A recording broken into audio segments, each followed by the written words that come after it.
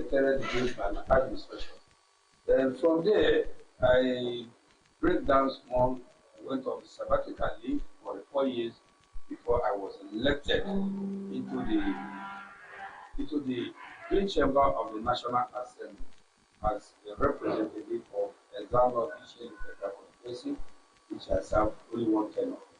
Then sojourned again back to the Red Chamber in 2011 to 2015. I became a senator of the Federal Republic, the name I will bear to death today. So, yes, even though I'm representing my principal, I contested this position at the primary level. My principal, I don't think has made any mistake in choosing me as his running mate. And if I'm to say, his person is a businessman. He has his West African School certificate and BSc on business administration.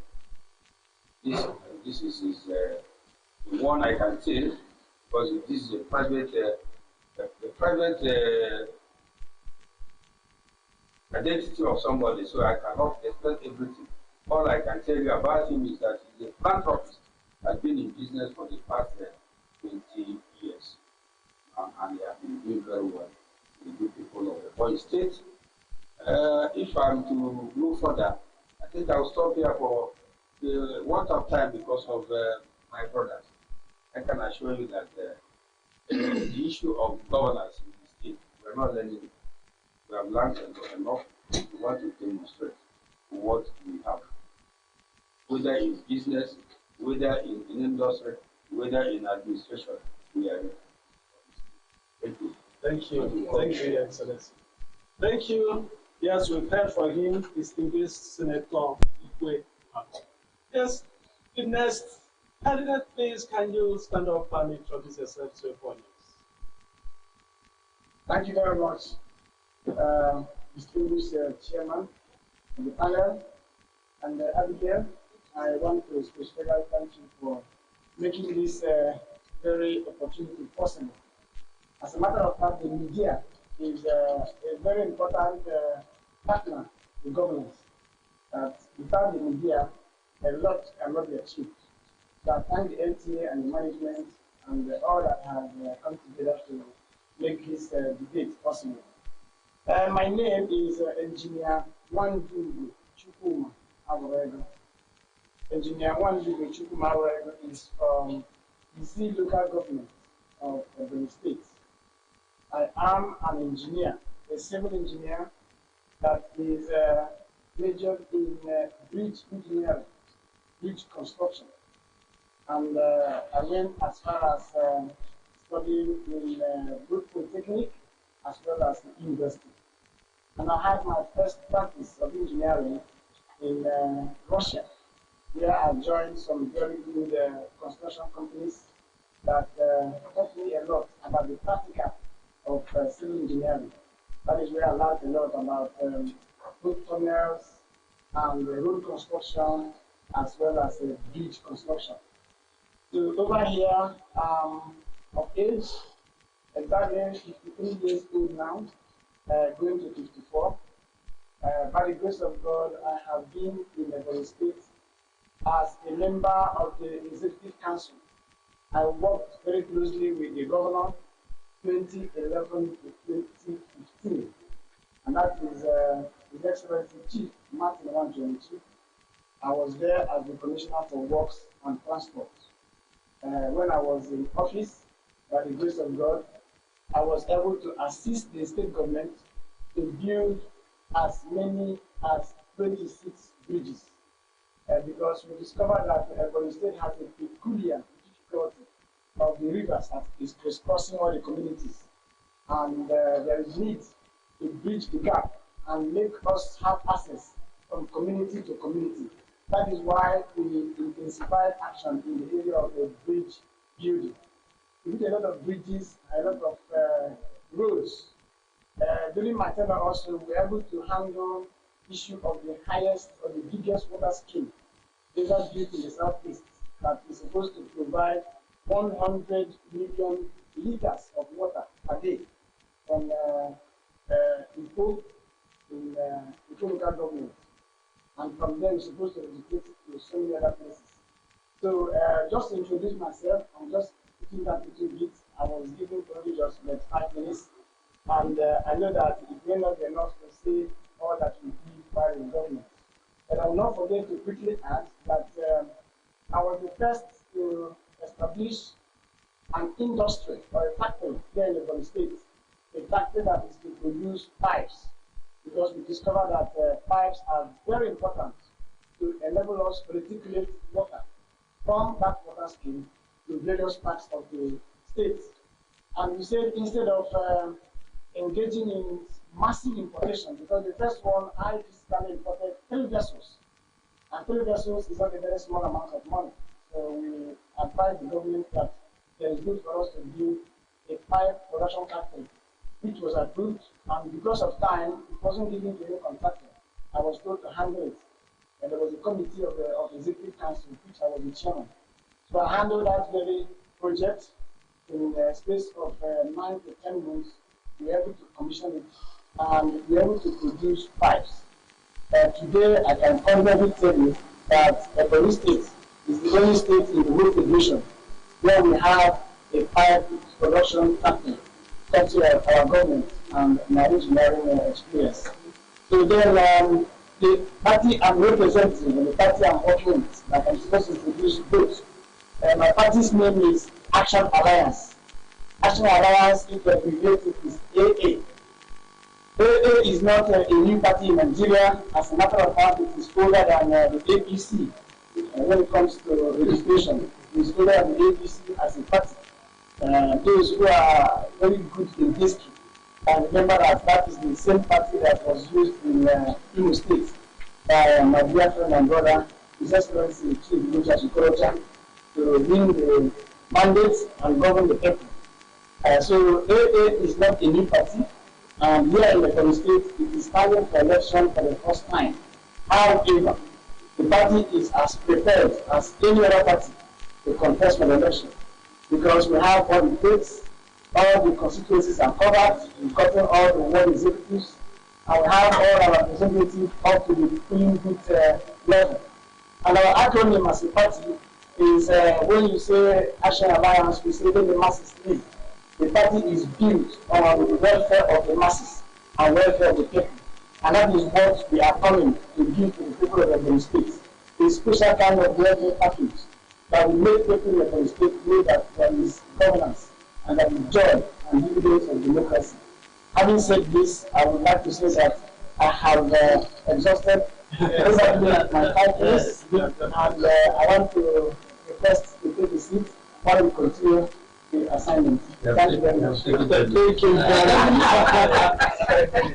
you very much for taking the time, Your Excellency, waiting. Yes, we'll take the next candidate. Thank you very much. Thank you.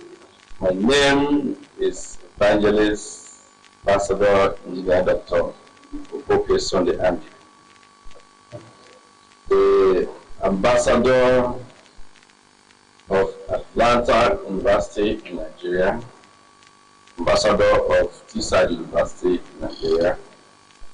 Well, I'm from Isi local government, from Mbobia Ibado. Also, I am geologist by profession, postgraduate in geology from State University. Then my second degree, my MSc is in petroleum engineering, Teesside University, United Kingdom. And my PhD in water resources and environmental engineering, Atlanta University, Georgia, America. So today, I am a consultant, WASH, in the Republic of Zambia, the Federal Group of Uganda, the Federal Group of Ethiopia, the Federal Group of Kenya. These countries consult me on water issues, environmental issues. And before then, I was the general manager, the acting general manager, the immediate past acting general manager of a Febuary Water Supply and Sanitation Agency. Resigned as a civil servant at grade 14. So I am a civil servant. I know what the civil servants go through. I know all they are going through. That is one of the things that motivated me that I have to change their lot. But today, I'm also a businessman. I am the founder and the owner, the CEO of British Engineering Consults Limited. I'm also the founder of Supposity Foundation that would have been used to build houses for the widows, reach out to widows and the needy, and then the less privileged. I'm also the founder of WWW, that is World, Wealth, and Women. And in that, we discuss issues about the world of God, about women and wealth. So, I'm log on to www.com. Put me there. So today, I am a candidate of the Young Progressive Party, the gubernatorial candidate of the Young Progressive Party, YP. Wishing that the Ebonians make me their governor on 11 March and inaugurate me as 29th May of this year, 2023. However, I have my peculiarities and my areas of interest. My areas of interest is human capital development. Human capital development because this time around, we're going to be looking at human beings, the cause of our governance. Thank you very much. God bless you. That's great. Thank you for that apt introduction direct to the point. So, the last but not the least is another candidate. Thank you, madam. Good afternoon, ladies and gentlemen. I want to stand on existing protocol. I am Engineer Mrs. Benedicta Ikechinyere Okochi, the Deputy Guber candidate of the New Nigerian People's Party, NNPP. My principal, Prophet Dr. Adol Awam, the gubernatorial candidate of NNPP, would have been here, but for something happened and he regrets not being here, but he apologizes. But I stand on his behalf. First, I am I read chemical engineering. I want to say that I contested councillorship 2012-2013, after which I was appointed as management committee member in charge of agriculture and health in Echele Development Center, 2012-2013. After that, I have a school, I'm a perpetratress, and today I am the deputy gubernatorial candidate of the New Nigerian People's Party. Now my principal. Prophet Dr. Adol Awam is a man that everybody would like to know, or may you know. He's a household name. He was a one-time local government chairman, Ebonyi local government. During his tenure, he performed wonderfully well. Within a space of 9 months, Prophet Dr. Adol Awam built the Aba market, which we know at Great. Prophet Dr. Adol Awam did so many culverts and did a lot of things at that time within a space of 9 months. Prophet Dr. Adol is one local government chairman that agitated for local government autonomy. Prophet Dr. Adol Awam is somebody who is interested in the well-being of the people. He read government in his university days. I want to say he is a man that is interested in what workers are going through. There was something that happened when he was the local government chairman. He was removed out of office. And after 2 years, he was paid back the money that he was owed. This man would have used this money and built hotels or built eateries. But he looked back and saw that his workers were being owned for 3 months and they've been crying. He said, no, I will go and pay back this. Even though he was not the one owing that money, he went and paid back that 3 months and even paid some other money owned by the present local government chairman there. Why did he do that? He knows that the people are suffering. That he did.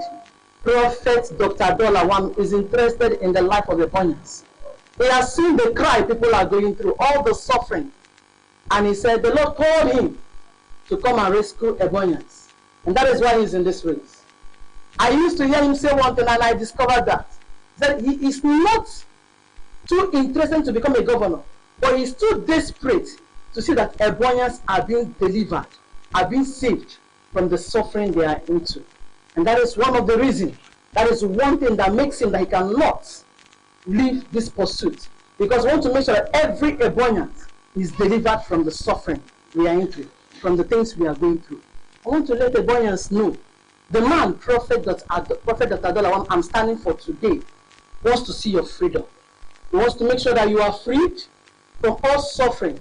We want to remove over-taxation from our life. For what Ebonyans are going through, they want to bring so many industry to this state.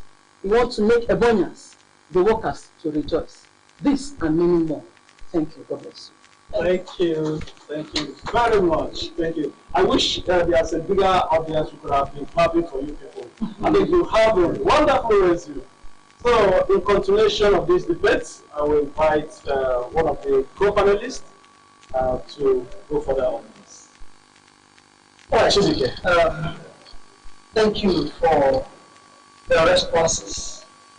But I would like to know, just as circle continues the same way, judging from what governors have put in place previously, those governors who have put in place, what would you say that the people of Ebonyi State mostly need from the incoming dispensation?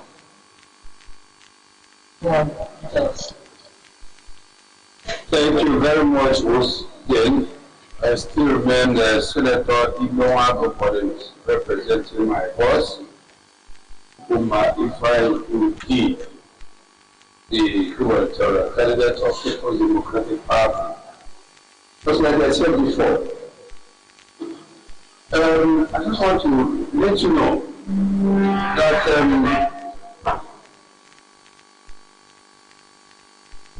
we have a 4-point agenda for the state. But based on this question you asked now, I'll just go direct to your question. The 4-point agenda, before I go to the question, is they are: 1, economic development of the state, which we use to human capital development, is very, very important. But if there is no money, we cannot develop the people. 2, health sector.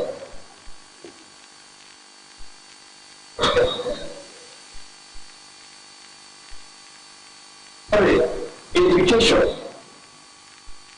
And 4, security.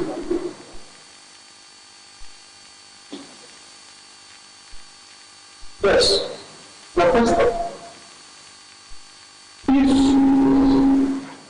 we may recall that His Excellency Umodi ventured into this contest and he declared interest from April last April this year. Contest April last year, contest for governorship and governorship of the state. The reason is obvious. One admission, he didn't want to contest for the governorship of the state. But something leads to something. When the contest became hot, as if he had been doing all sorts of things for the people of the state without even being government. So we have been in politics since the 2011, but we just like to help people. The governor, the present government, decided to push the people who made him governor away. He took over the sponsorship of the party of the state. Not only that, he took over the sponsorship, he looked at the sufferance of the people of this state and built so many houses for the people of the policy that they still have not acted. I started to challenge 140 houses across the board of the state. Apart from that, he has also empowered so many persons in business and other things. The business he is known as a philanthropist. That is why he's called title is a title given to him because of what he's doing for the people of the state. He has also awarded the 2,000 scholarships to the people of the province across the world. However, the people of this state has witnessed a successful government. Ego, Dr. Sam Omi Ego, now the senator, Chief Michael Mancho, Chief. I'm very, very sure that most of you know the antecedents. And knowing the antecedents, there are so many things that they have not touched. Yes, I believe Ego did very well in terms of education and empowerment. Then when Martin Elechi came in, he touched very small in the educational sector. They now is assaulted and dropped into building of bridge by this man who helped him to build bridge where there is no road. So, and he did very well. I give it to him. As another statesman here, you know what we need. I think he went straight to do that to the best of his own capacity. Then the present government, you see, you said you should not mention anybody. If you didn't mention him, if you didn't go through this, you will not know the future, and you cannot work on the present. Let me tell you, first they did very well at their own level, but in our own case, we have our manifesto, which I've sent online. Soft copy to you. And I know that the manifesto is with you already. If you are, I know very well that we have said it to the people of this state, and we are not joking about it. Now, they have done everything, education, in particular development within the state. I can assure you, that is not all. Government is a continuity. We will make sure that any government project now that is incomplete will be completed during our time. And we are not ready to say we are going to do this person. What is important is that since government is a community, we have to continue and make sure that all the projects that may be abandoned completely during our tenure. Apart from that, the things that are not moving well now in the state, as far as we are concerned, the civil servants are suffering. We will make sure that their pensions, their activities, their salaries are paid as well too. How do we do it? Because the Ebonyi state is being regarded as one of the poorest states as far as this country is concerned. But I think we this work will have an take what we want. Because we have the resources. We just have to harness it and make sure that we deploy to the services in the state. Because we cannot continue to wait for our federal allocation.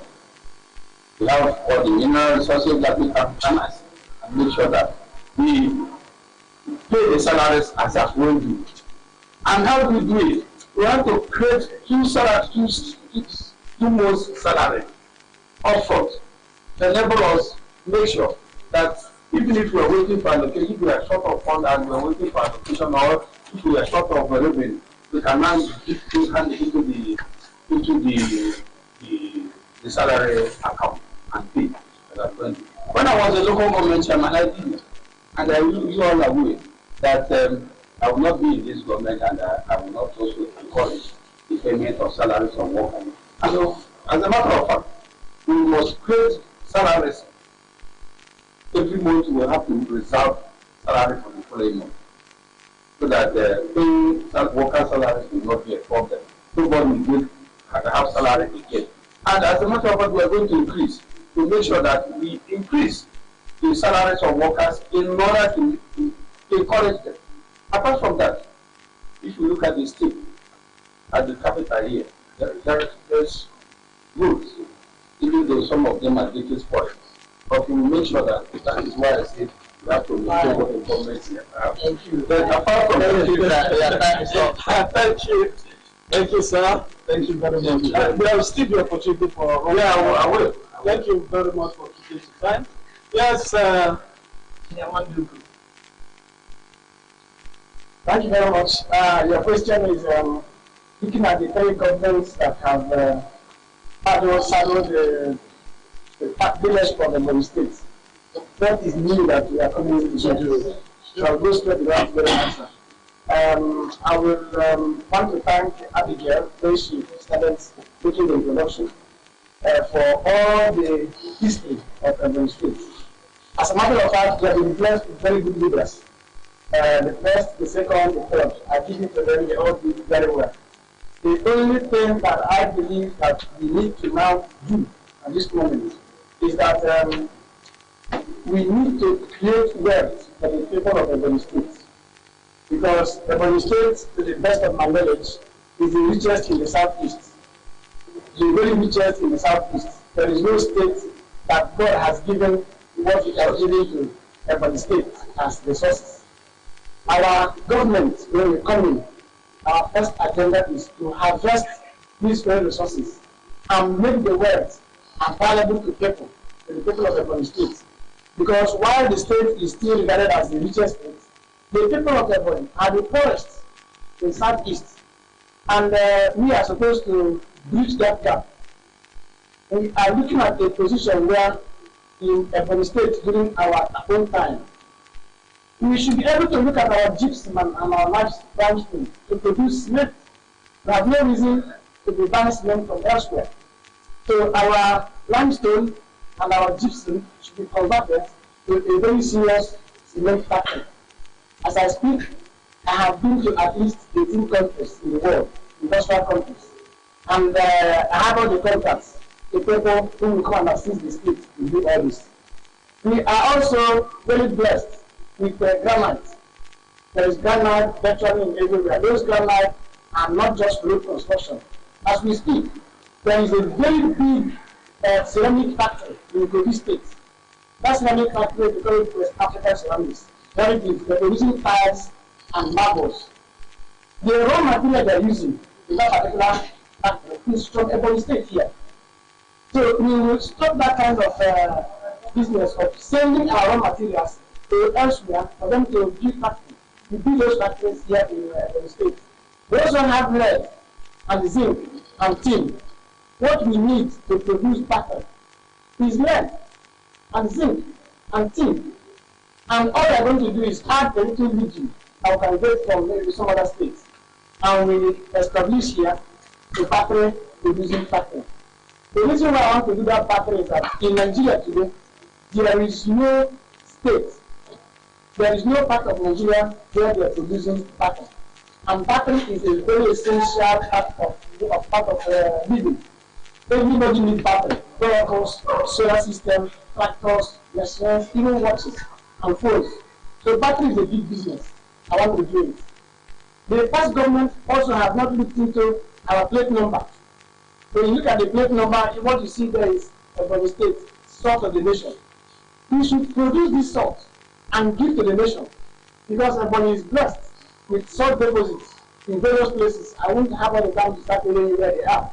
So that salt, we are to produce that salt and give out to the people. Ebonyi State also have the best arable land, the very best land we can use for agriculture. We are going to engage in very serious industrial agriculture. These are the things which we are lacking. These are the things we need to do to create more jobs to people of Ebonyi State. We are coming in to make sure that when we are in government, the people of Ebonyi State will be rejoicing that right now there is a government which is for the people. and by the people and for the people. Because when we attack this mechanized agriculture, truth is that the state will become not just sort of the nation, but the food basket of the nation. Since God blessed us with beautiful land, we should make sure that we use that land to take care of our people. Now let me tell you one thing that used to be a problem in government. The government may have wonderful manifesto, but they don't know how to implement it because they don't have all the money. And they go into borrowing and borrowing and borrowing. So, but in what we are trying to do, we create the wealth that we use to sponsor and execute these programs without going to borrow anywhere. Let me say it on screen to the hearing of the people. The government we are going to run will be a government that will not go into borrowing of money. All these industries I'm talking about, the government does not need to spend money in building it. We are going to invite people who are strong investors. I already know them physically in some of these countries, from Spain, from Russia, from wherever, that will be in a state to assist us to do this. While what we enjoy is both the money and the employment. I'm looking at people looking at their time. So thank you very much. Thank you very much. Thank you. Yes. Thank you very much, still your ambassador, your evangelist of the Anglican Communion, as Dr. Professor Andrew. Well, I think the question is right at the right time. What exactly am I coming to do differently? Like I would always say, we have had strategic leaders. During Samuel, he looked at education, and then she looked at unity bridges as a threat. Then the president government looked at flyovers and roads. And then now, the incoming government that will be led by your friend, your doctor, under the platform YPP, will look at human beings in what you call human capital development. Then, why would we look at human beings? If we say we want to generate wealth, it is human beings that generate wealth. If we say we want to do this, we want to do that, let's look at human beings again. How? I have 7-point agenda, all of them geared towards looking at human beings to make sure we improve our level and standard of living, to be happy and to rejoice as a Ghanaians. First in my agenda is gospel revolution. As an evangelist of the Anglican Communion, you already know that I know that the gospel is light. We will allow people of God, children of God, to really preach the gospel to the people. When Jesus said, the gospel we preach to the poor, people don't understand that it is only gospel that can change the poor man. And our own level of poverty is so bad that it's not only cash poverty, it's also mental poverty and spiritual poverty. So, second point in my agenda will be civil service reform.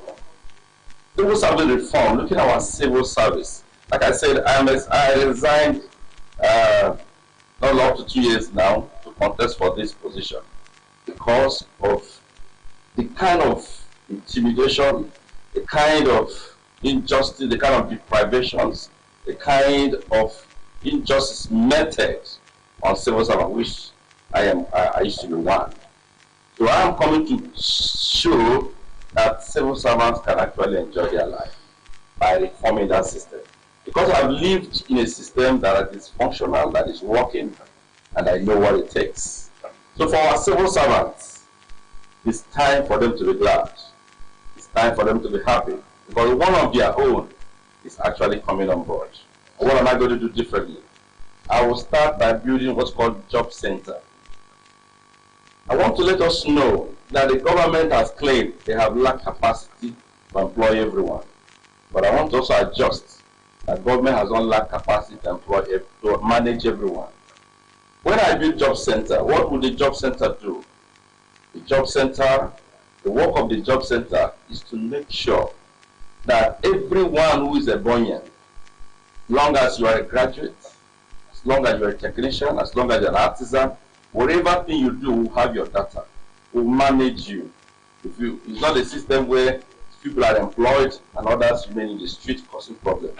We're going to remove our people from the streets. We're going to remove our graduates from doing biking and keke and all sorts of jobs.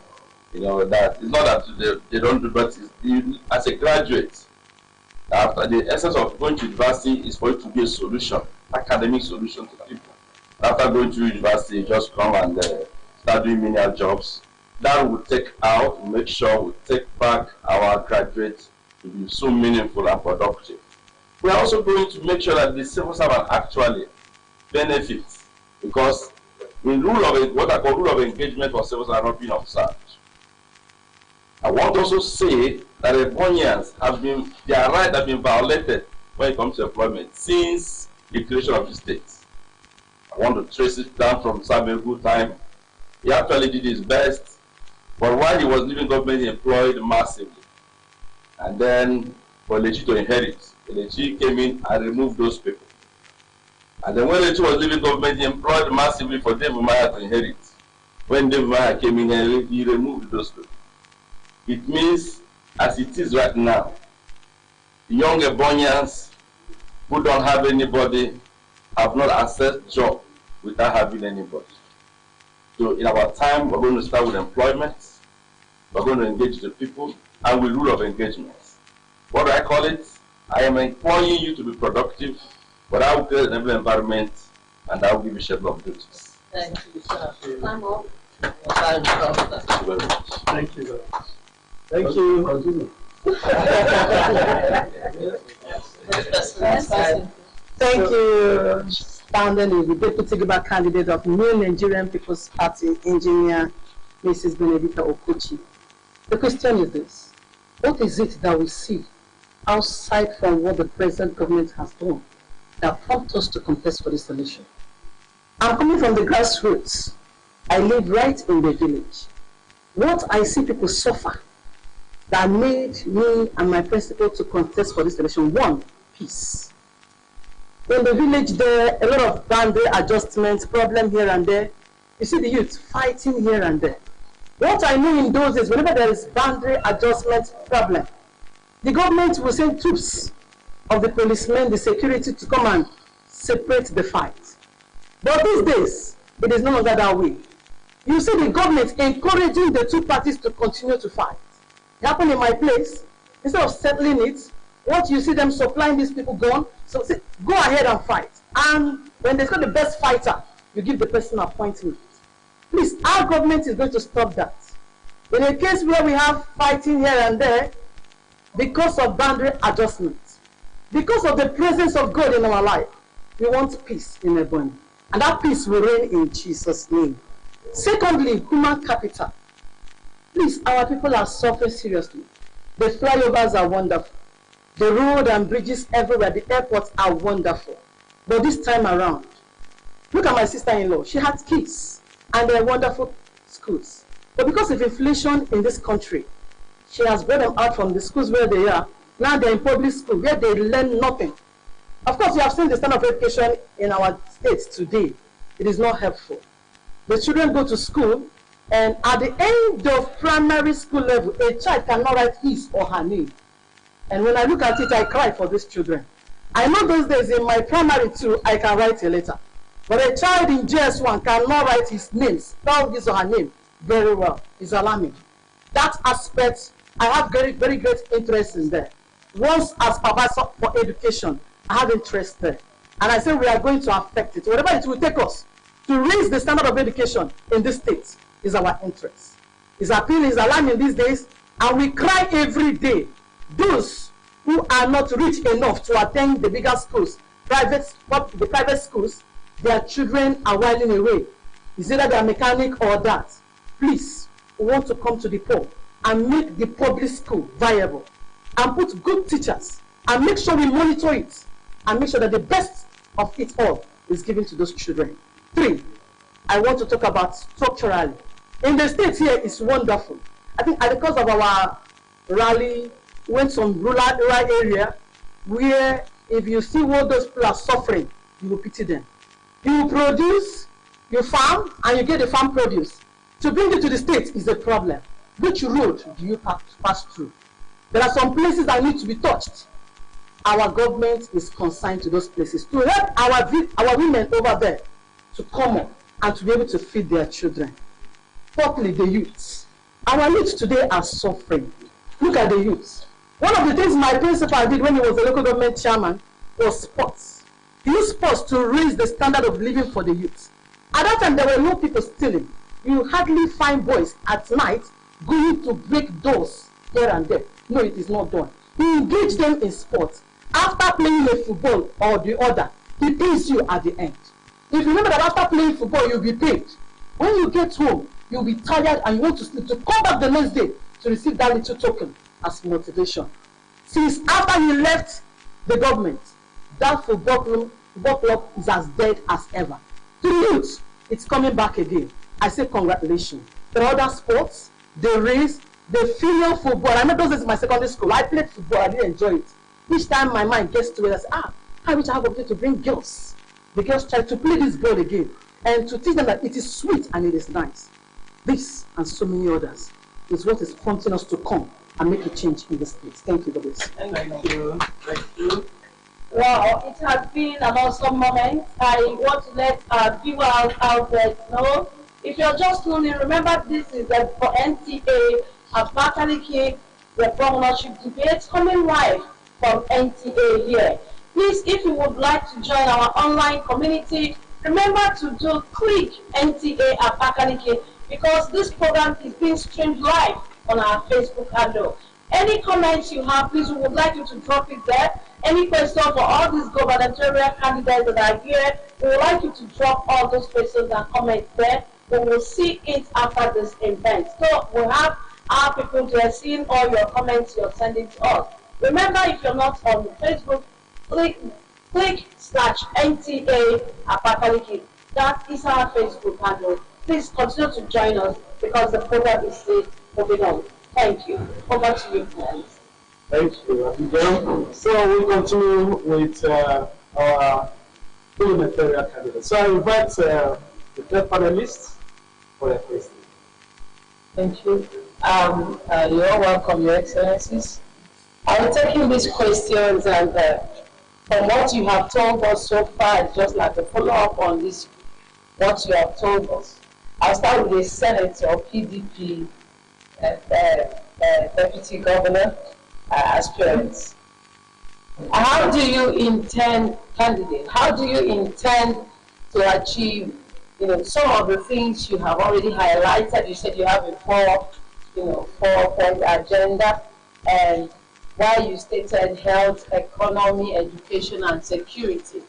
As a man that have been in this department of rulership of over a born, as a senator, we also have seen some things that's ongoing right now. I want to ask, since you have told us your point, your areas of interest and the place where you want to make sure that the Ebonians are secure or you want to put in your best, I'd like to ask this question. How do you intend to tackle security in Ebonyi State? Because it's related to your 4-point agenda, sir.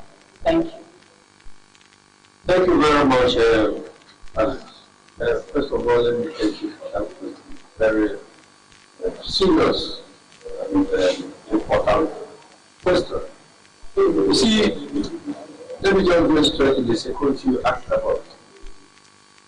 The primary responsibility of any government is to protect life and properties of the people. Number one. And how are we going to do it? Yes. You see, my brother here just pointed out that the issue of unemployment, government interferences in local administration is one of the major causes of insecurity as far as the country the state is concerned. If you look at what is happening today, we have about so many communal classes. One between Iku and Isiku. One is between Abomegi and Isuku. The other one is between exact people in Efium and Efium people. It's also, we have another one between Igbo and the Egara people. We have the one between Izi and the Cross River people. Igbo and Cross River. Elder and also Cross River. These are criminal classes. And what is the cause of then the internal one, that is the one between this war and the Okaro, the one, the Abakaliki, the one between Igbo and the Izi, the one between Ezas and Israel. Why? Government will not have any, our government will not have any interference with local politics. What is the problem? The problem is that the government should not have interest in electing leaders of localities. In the community, we allow the people to elect their president annually. We allow people to elect their traditional rulers. Then we allow people to choose whoever will be their councillor. Councillor is one of the most important representatives of the people. But my grandmother at home doesn't know who is the chairman of the local government. So if you can allow this, you push the government back to the book, how are you going to do it? Giving autonomy to the local government is very key. We will give autonomy to our local government. All this because if you give autonomy to local government and monitor the activities, they will do wonderfully well. My brother, my sister here just mentioned that another one when he was a chairman. I was also one of the architects in the local government system then, because we have autonomy. And we have competition. He has a club, I had a club there. And people were happy. You hardly see anybody coming from the village to see the government. Because the local government is autonomous. And you get what they want at the local government level. If you allow people their freedom of association, freedom of religion, freedom of movement, they will not have problem with anybody. Nobody will have time to start making fun with each other. Two, if you allow the traditional rulers, councillors, and union presidents to govern their place the way the people want it, you will not have problem.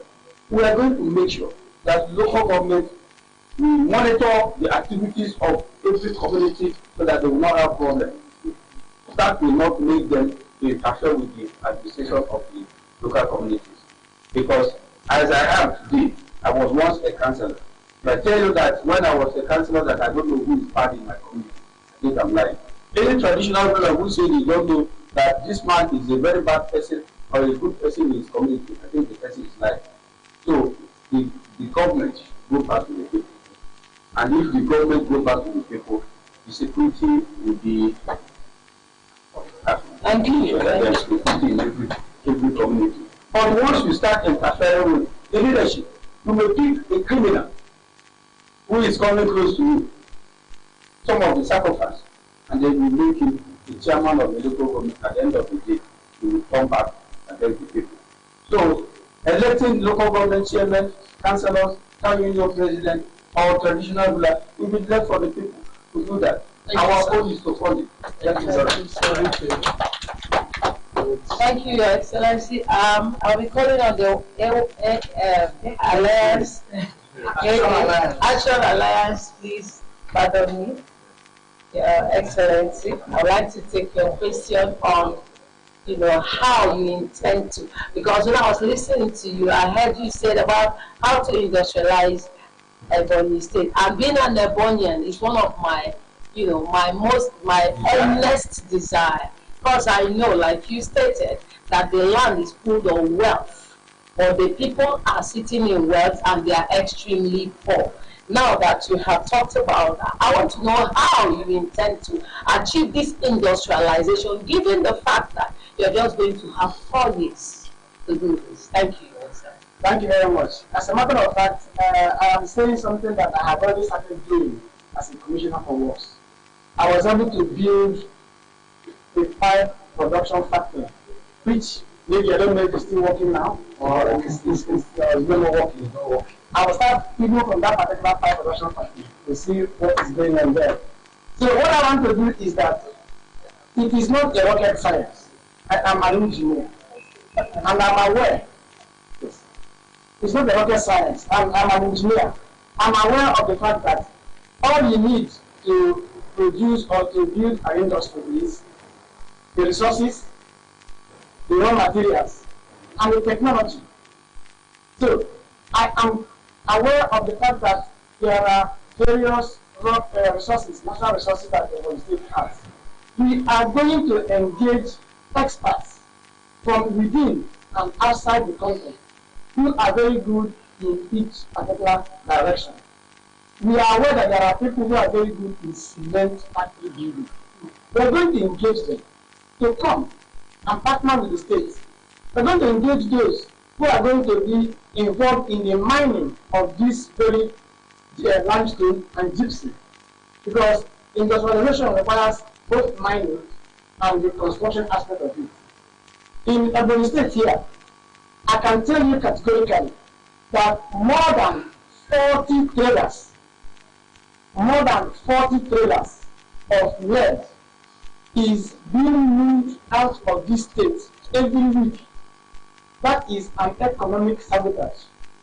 We will stop it. All we are going to do is, of course, those who are mining, they will go ahead and be mining, but they'll be mining for government. We may buy whatever thing they have mined. I'm not going to stop them from mining, but that nobody will be moving our raw materials out of Ebonyi State.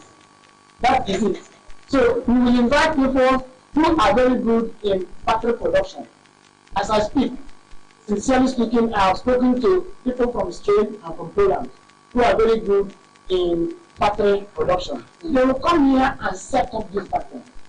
While they're setting it up, the mining is going on, because all we require is let the raw materials come out. And like you said, 4 years, these things will be simultaneous.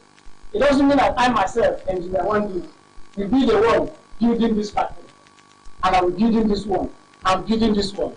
It is going to be simultaneous. These people are doing their own, these people are doing their own, these people are doing their own. And I assure Ebonians that within these 4 years, we can build actually 4 different factories, because it is not a physical effort that is required. What is required is the brain, the political will, and setting up of the agenda, making approvals, making sure that things are done right. We're going to have a good discussion with these investors with regards to when these materials are being produced, what is the state supposed to gain? Because the state is supposed to make good money out of it. And when we make good money out of it, we'll be able to use this money to provide scholarships to our people and to provide money to do a lot of other infrastructure. We will not engage in taxing of people, Ebonians. The reason why people are taxing Ebonians is because they're not producing any money. We are supposed to produce money to do what we're supposed to do as government. And in those industries, there are going to be millions and millions of jobs that will be created.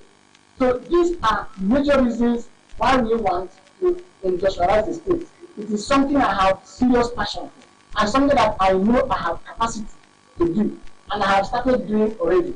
I've conducted serious survey on this, and I have my blueprint of what needs to be done to enable us build those industries. And sorry, you didn't ask me a little about security. The reason why I want to go into it, when it's my time again, I want to speak something on security. And so we still have 20. Right. So on security, I admire what the distinguished senator. On security, I admire what the distinguished senator have said on security. We are going to engage in what is called kinetic and non-kinetic solutions. Kinetic solutions is the one that normally when there is a trouble somewhere, government will send troops to go and arrest the situation, arrest people, prosecute, kill some, and whatever it is, and fight. But the non-kinetic is the area that has to do with intelligence. Intelligence is the core solution to crisis. Because if you don't know intelligence of what has happened, we are working in darkness. Thank you. So we're going to deploy serious technology on intelligence They let us know what is the problem, and we solve the problem right from the head. Because somebody said thank you. Thank you. Thank you very much. That was good. I will be calling on the YVP over candidate. You said something about human capital development as one of the most important drive in your government. I want to ask you, how do you intend, knowing that the previous or your predecessor, like Dr. Samuni, was involved in education, which is part of human development and all of that. I want to ask you, how do you intend to to drive this particular agenda for the Ebonian, given that others may have worked on it and seen the results so far? How do you intend to do? What do you intend to bring in that is a difference? Thank you, sir. Well, thank you very much.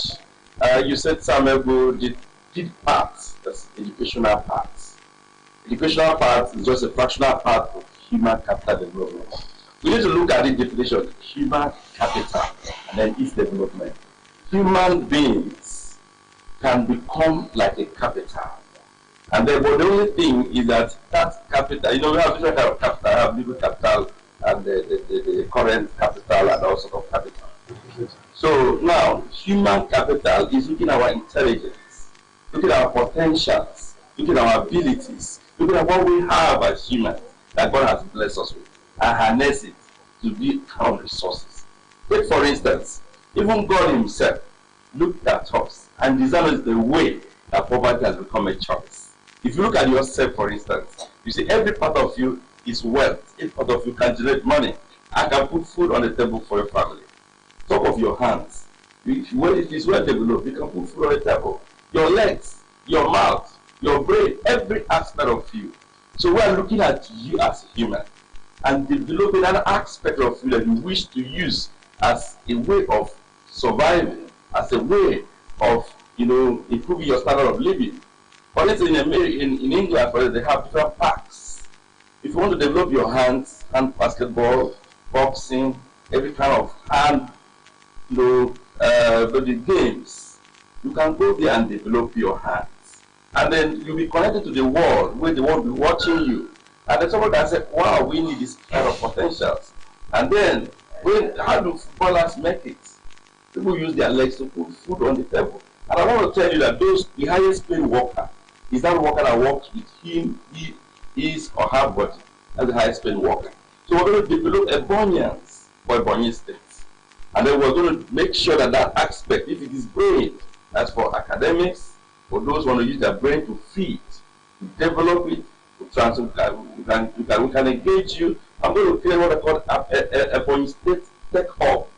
Tech Hub is, I'm going to build a tech hub where our artisans, or mechanics, plumbers, electricals, all forms of artisan work can actually go and learn the technological aspect of what they are doing. And then when I was in England, I learned what they call the thinking room. What happens in thinking room? People are kept in thinking room to monitor the technology and economy of other countries.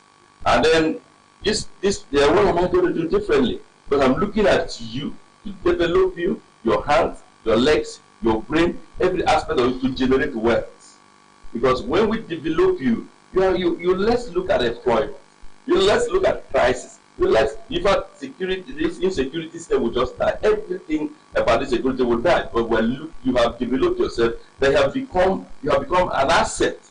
And I want to let us know that the richest place on earth is not the gold mine. It's not the oil well in maybe in Saudi Arabia. The richest place on earth is a graveyard. Why? Because so many potential that will have changed human beings, human lives, are lying wastes. So we're going to look at mining this potential. Because now, what am I going to do differently? Let's look at it from practical points. I'm going to engage into short run and long run aspect of it. What is short run? Short run is that there are Iranians who have distinguished themselves in different fields of endeavors, who are out there, whom we can encourage to come and then help our people develop us. Then we are also people who are also here who need to go out there for a long-run development.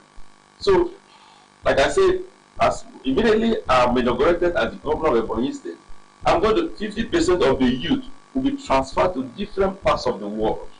Some into academics, some into artisanal, some into every aspect of endeavor. So that if we now start talking of industrialization, we will have prepared people for the industry. If whatever we are talking, we will have prepared people that will do it. Today, like my colleague and engineer has said, that he is interested in industrialization. Very interesting. But let us not also have capital flight in the course of this industrialization. What is capital flight? Capital flight is what's currently happening in Ebonyi State. We have companies by Chinese, by Indians, by sort of people, and they are mining our resources. And then this money, they are making a lot of money, and this money is only rotating around the Indians, the Chinese, and their own country. That's capital flight. So when we say we want to industrialize, we say, for instance, we want to build maybe a Pozite company. Pozite company coming to produce watch. We have a lot of Pozite minerals in the state. They want to produce watches from Pozite. So what do? We need to be sure that we have trained people, so that even if we bring experts, we have our own people that will be part of it.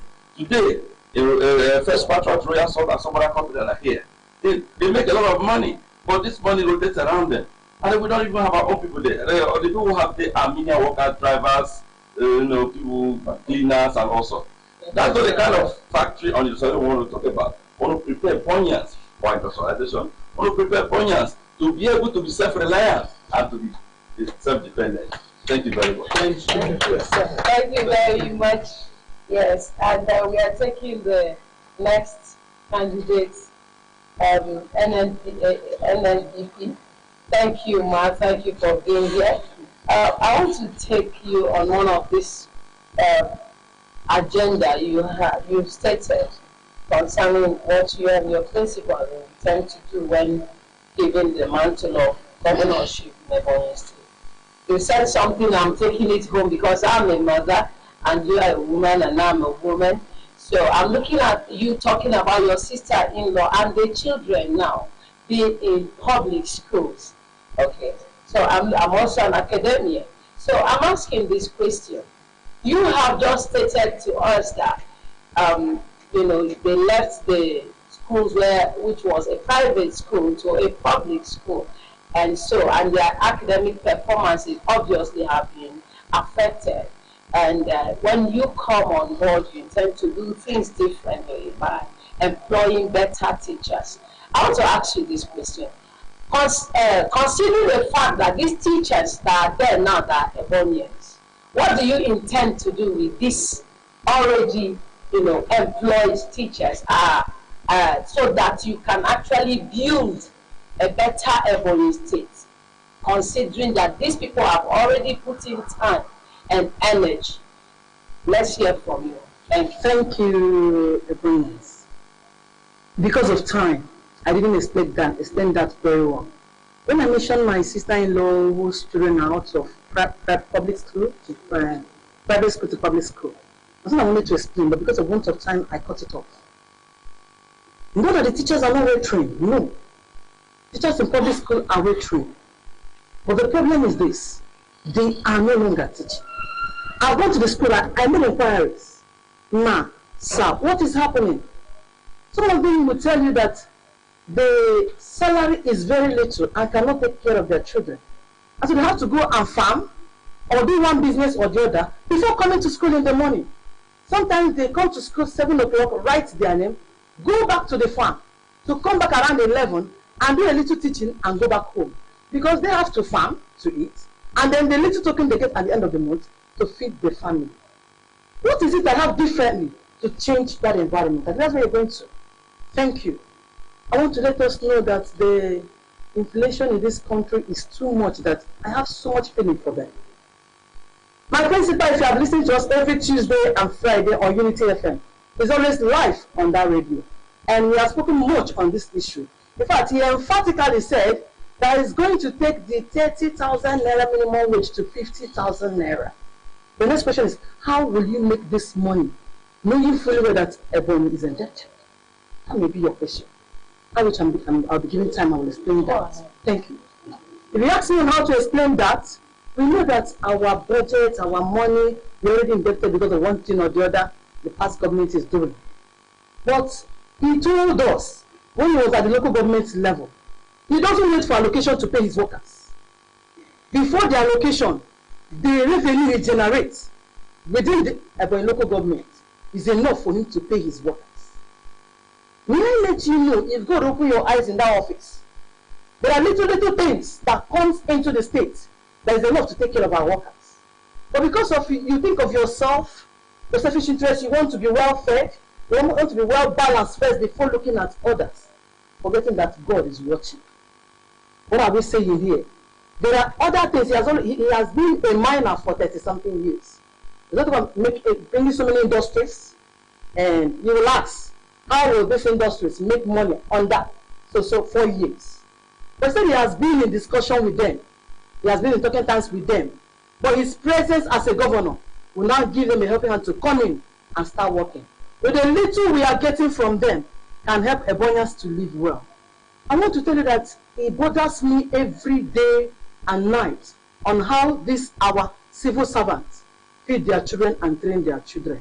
It's one of the fact that each time I look at it, how I reach, I am a millionaire to take care of them. But then I thank God because very soon, by May 29, I'll be sitting on that seat to change the life of Ebonians. And so what are we saying here? That case, I cannot remove the teachers there. If you pay them well, they will no longer go to farm to come to school again. That teacher will have a mind of God to come to school in the morning and stay till 2 or 1:30 and then teach the children. If I feel they are not well trained, I think they will go for seminars. And after going for seminar, pay them what is due to them. They will give you the best. But when you cheat on them, they will not give you the best. So it's vice versa. It's just a lot of time, and what you sow is what you get. You garbage in, garbage out. Let's pay them well. They will give us the best. And I think that is what we are prepared for, to change Ebonians. Our children will come up to standard. When we get there, watch for May 29. Everything about education will change. Thank you. God bless you. Thank you. Thank you very much. Yes, okay, thank you very much, Your Excellencies. I pray that God will answer your prayers. Amen. Because listening to your blueprints, I think they're very rich. We can only pray that God will give you the courage to implement them. So for the interest of our audience, we've been having conversation with gubernatorial candidates of the Action Alliance, PDP, YPP, and LMPP. And I know that you've listened, and I said AA the first time. So, and you've listened keenly to the manifesto. And the decision is yours. We don't come to the end of this conversation. Okay, so we have participants that are on the floor here. If you have any question to put to them, I have someone from the academia. okay, someone from the academia, and I see some civil society organizations that are here. They have one interest or the other. So please, if you have a question for them, please indicate. We'll give you the okay.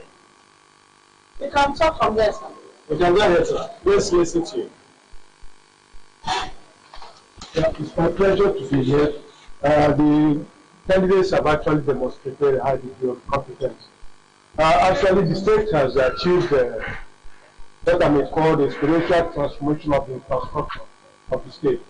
What we need now is there is a blueprint for industrialization, and some of you have highlighted. Look at our rice production. We produce the best rice in Ebonyi State. In Ebonyi State, that can house 3 breweries.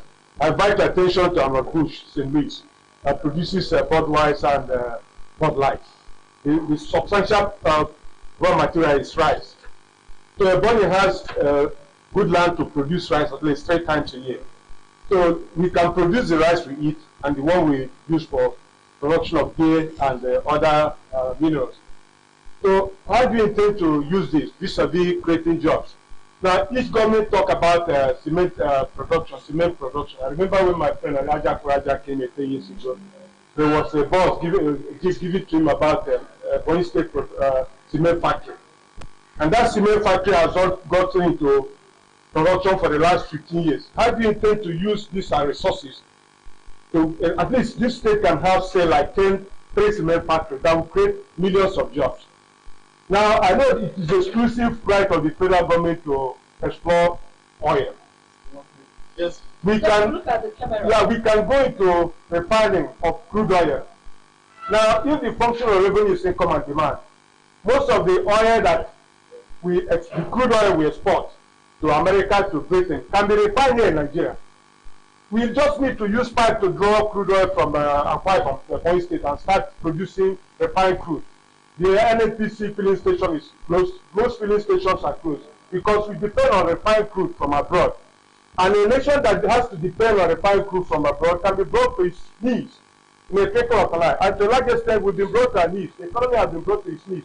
How do you intend to draw this crude oil from Akwa and establish a refinery in a Bonny State? And then the cement factories we have, like in what do you call it, the crisis in Epsom, has to do with some of these cement jars.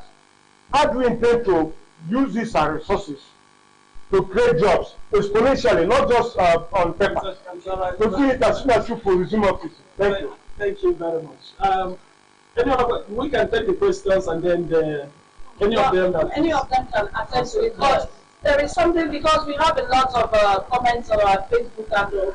But you know, like we promised them, we are not actually going to be entertaining those questions on our Facebook handle right now. Our candidates here are actually going to be talking to those people one after the other. We are going to give them our links, the ones that are here, so that they will attend to anybody that asks any question. When you look at our time, you know, our time is almost up. So we'll be ending up this program within some few minutes time. So we're not going to take those questions from our online communities. But I assure you that our candidates here are civil, and they are the one applying to do job for us. Of course, they will attend to all the questions on the Facebook. Right. Thank you very much. Your question on our rights. I want to say that we are not actually, exploiting the potentials of rice in Ebonyi State. We have the highest rice husk in the whole of Southeast Nigeria. Let me take that. Our rice husk can be used to generate power for our industries. So if we harness our rice husk, we wouldn't be talking with EDDC. We don't have business with all these people that don't have even need. They don't even know what people go through when they have epilepsy power supply. Because when we talk about industrialization, we need power for industrialization.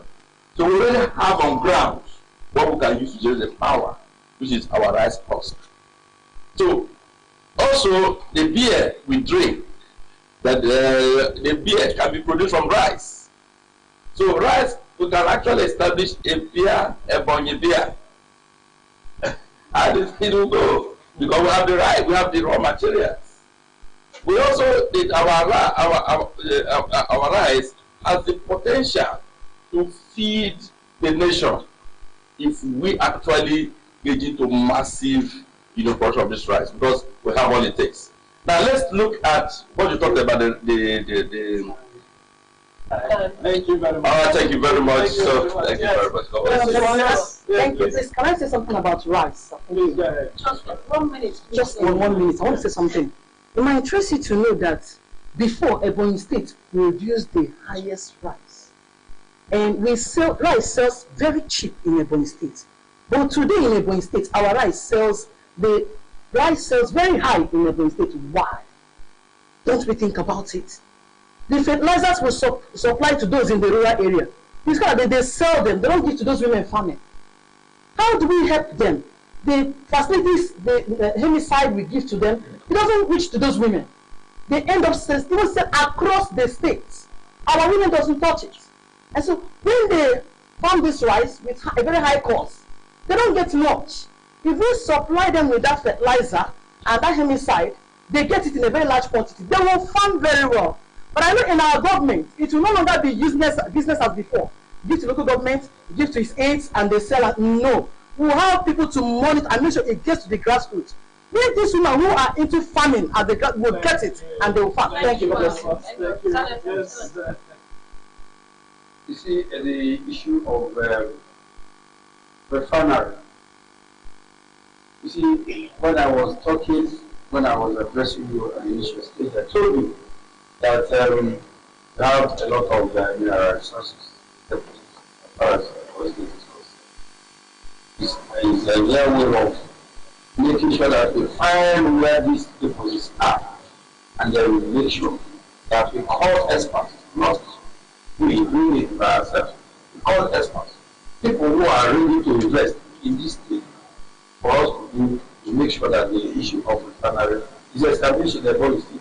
But that has to be where we bring experts in the and you cannot just be using the brokers to talk about refinery as far as the oil state is concerned, and we make sure that from here we can now be part. Thank you. Yes. Thank you very much. Just 1 minute only. I'm aware of the fact that the state has gas deposits that is lying between the boundaries of Enugu and the state. So if we're talking about refinery, we may not need to start piping from Akwa Ibom down to the state to create a refinery. We have here gas deposits lying between Febuary and Enugu. All I'm going to do as a governor is to present it at the NEC, that is the National Economic Council, which is almost every month. It is my right as a governor to inform the federal government that I should be given permission to explore the gas which we have. And if we can get the gas, we will go into what is called clean energy, because the cleanest energy of power is from the gas. My friend spoke very well about rice husk. It's beautiful. But when we look at the environmental impacts of rice husk, it's going to generate a lot of smoke. Of course, to give you the power, but the rice husk comes with so much smoke. So we cannot go into things that will give us environmental challenges. We go into clean energy. That's where the world is going into. And I believe that as a governor who knows his left and his right, we'll be able to use things available in the to create our gas and make our gas be used to prepare what is called a gas turbine. Thank you very much. Thank you very much.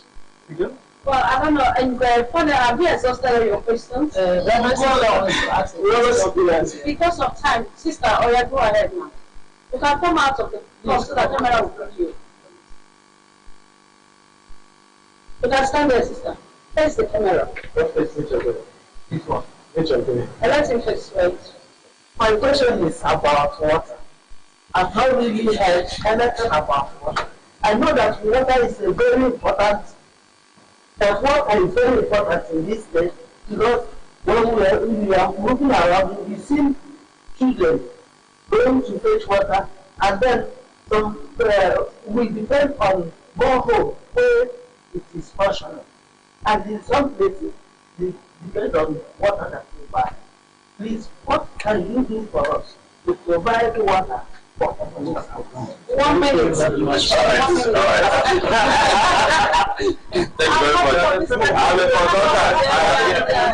consultant of water. Yes, so Ebonyi, as a state, stem from water. So it is so bad that we have Ebonyi and we can't have water to drink.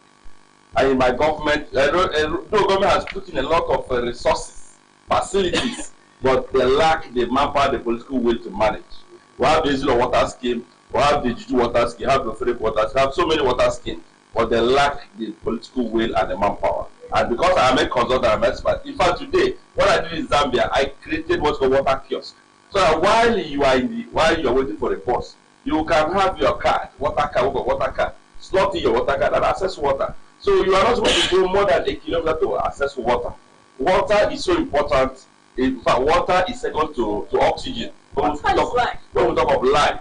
So as a consultant, I have done magic for Zambia. In fact, that was why Zambia introduced me to Uganda. from there to Ethiopia and Kenya. So because I am an expert in that field, I want to assure Ebonians that they will not have to travel to access water. Water will be at their doorstep. Thank you. Thank you very much. Thank you. Thank you, sister, for your question. When I was speaking, I specifically mentioned that we have built one of the largest water schemes in Southeast. That water scheme is in Febuary, and I was part of the engineers that built it. It's providing 100 million liters of water a day. And then we have also piped it from Febuary to Abakaliki here. The only thing that I'm going to do when I come in is just to open the pipes and to make sure that the systems in the water scheme in the Febuary is functional, is there. The second one is in Ukawa, the same capacity. It's just a question of somebody doing the right thing. There is water. My dream is that Ebonians should stop drinking borehole water. Thank you. Because the borehole water is very, very, very injurious. Thank you. Thank you very much. Thank you. When there is no borehole, when there is no fiber water, there must be borehole. Yes, he is talking like an engineer who built a field project. Sorry to say, use that word. But we are not happy that even here, this is what we have a water system. Working for you people come into government. But when you come into government, you look at it, you are going to look at it very well, know why it fails, and then make sure that we put it to use. Let us start from issue of water system. Before we talk of Febuary, which is a negative project that has not been given, it has not given water to anybody as far as this state is concerned. We are going to look at it because we don't know whether that project was built with fake materials, why it's not working. So I'm sorry that the issues that everybody is here. But we are not going to prove you. Thank you. I'm so sorry my principal is not here, but I know often and on he talk about water. And I know he's in our blueprints. Please, when next he'll be here, he will explain that better. Thank you. Thank you. Well, I am indeed grateful for every one of us today that's actually participated in this program. What can I say without my panelists? It has been a very beautiful time our teams with you guys. You have done well. Thank you so very much. I appreciate you. That was a very brilliant questions from you. Thank you. And I also want to thank my candidates, the candidates of different political parties. I think you can stand up now. Please let everybody see us. Yes. So these are the noblemen from different political parties that have been here today to talk to Ebonians, to make Ebonians know that they are planning to do the job of governor. And I believe that you have heard them. You make a right choice when the time comes. But what we are promising you is that NTA is always there for you to make this program and to make every Ebonian to know what is going on in the state. What can I do without the management of NTA Abakaliki, most especially my general manager? This man is wonderful. When we vetted this idea as a program department, he did not hesitate to make it a reality. So we are really grateful to Engineer Anthony for being our strong pillar, for being our mentor and our guide, and making this program a wonderful one. And the team that puts up this program together, the committee, the engineering department, the programs, everyone that have contributed to the success of today's outing, I say bravo. Thank you so very much, and I congratulate the candidates in advance. You have done well. That was a good one for all of you, especially for us in Ebonyi. Thank you. Let them sign out. Shut up. Yes, okay, they are going to sign Shutter of Demand according to watch. I think that's here. Yes, that they are going to provide water for everyone. Any one of them that comes on board will provide water for us. Thank you so very much. Well, that's the size. Yes. One and go. Yes. Yes. Well, that's the size of our package today on Ebonyi Governorship Candidate 2023. I am so delighted, and I say thank you to all of you and our viewers out there. I remain yours sincerely, Abigail and say, please continue staying tuned with NTA Abakaliki. Bye. Thank you.